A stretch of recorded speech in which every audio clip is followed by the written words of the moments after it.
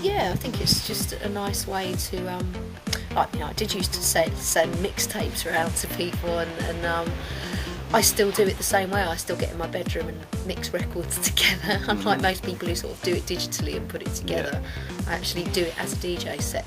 So obviously the fun is trying not to mess up. Yeah, of course. Clashing beats, and of course you've got little technological things that can help you if you do mess up. But I really want to get the flow of what it. I mean, that's the point of being a DJ, is that I do it pretty much week in, week out, and have been doing so for nearly the last 20 years. So I should be able to do it kind of, on command in my bedroom. But yeah, it's just fun to put one out there and remind people, because I don't DJ as much as I used to, partly because Faithless kind of took over a lot of my performing time. So I've been on stage with a band for the last 10, 12 years, and I've had a baby as well, so I can't do everything. So I'm only DJing like once a week, so it's just nice to let people know I'm still around.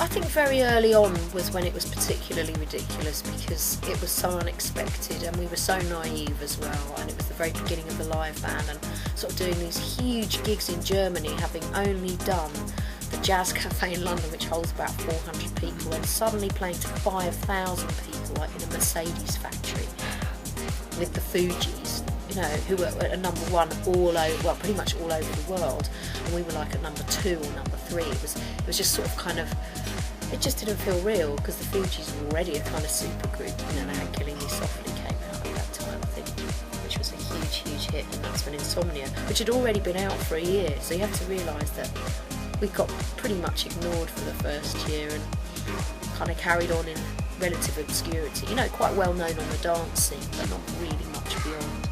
So that's why it was, just sort of mind-blowing to be on, top of the pop shows and doing TV and people screaming for your autograph. I mean, that's not what house music was about at all, and still isn't, to its credit.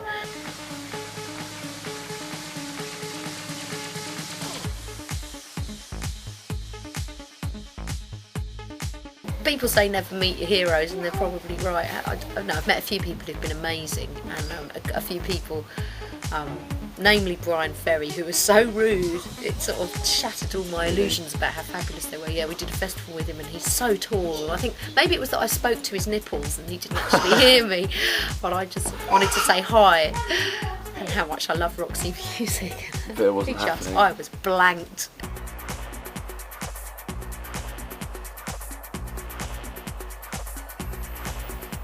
What's exciting is literally I've just been away for 10 weeks recording just loads and loads of music. Went to LA to kind of be in a different space and to kind of focus, and kind of come back with maybe an album's worth of material, but I'm quite excited about it. It's very raw, but the idea was just to be, as I say, in a completely different headspace and musical space, and that may or may not be the foundations for the next Faithless album, but I'm definitely enthused about what we do, and I still feel that what we do is unique, and we still don't sound like any other dance acts, and I also think that we've got a couple more enormous anthems in there. I hear a lot of music, and there are people really making some fantastic and accomplished records, and a lot of it sort of is very clever, but it kind of leaves me a bit unmoved. So I just know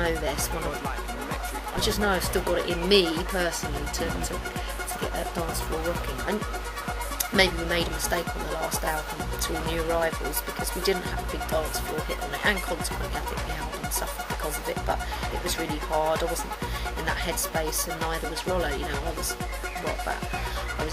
the whole way through my pregnancy writing this album, and towards the end of it I wasn't DJing at all, so I wasn't in a very dancey, banging or mindful state, because part of making great dance music is also kind of pushing yourself further, because you're watching and listening what other people are doing, and suddenly records will turn up, like a switch record, which will change a whole genre of music. It refreshed it, became punky, glitch house became a new kind of genre. People kind of chucked the rule books out, and that made dance music exciting again. But I still know there's space for those records that are not cheesy, but are just massive. And I know that I want us to make one, and I think we have got the wherewithal to do so. And I also think we've given it a good bit of space too, so you know, we don't go and make a kind of insomnia every year, partly because these things are an accident, they're not contrived. Yeah. And we've left enough space between. Last time we had a really truly massive club record was We Come One, which was properly a DJ's record and properly a top 3 hit all over the world. So it's amazing when you know you get that right, you know it's not cheesy, and sort of, you know, there's so much that we do that we just throw out. Just like, this is just not going to make it great. So we set such high standards, perhaps it's better just to leave a nice space and then you can try again.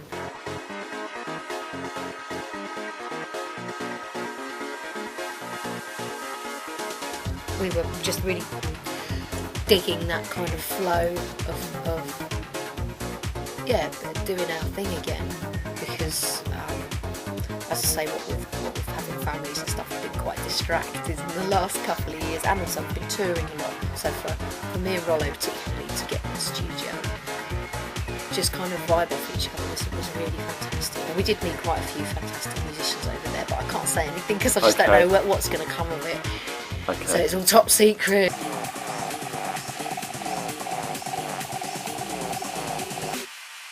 Well, funnily enough, actually, I mean, there is a track that, or a couple of tracks, which may or may not be Faithless. It didn't seem to totally fit with what we were doing, but I really like them, so we might put out a Sister Bliss record this year, which is a nice little stopgap before, you know, the real Faithless thing comes along.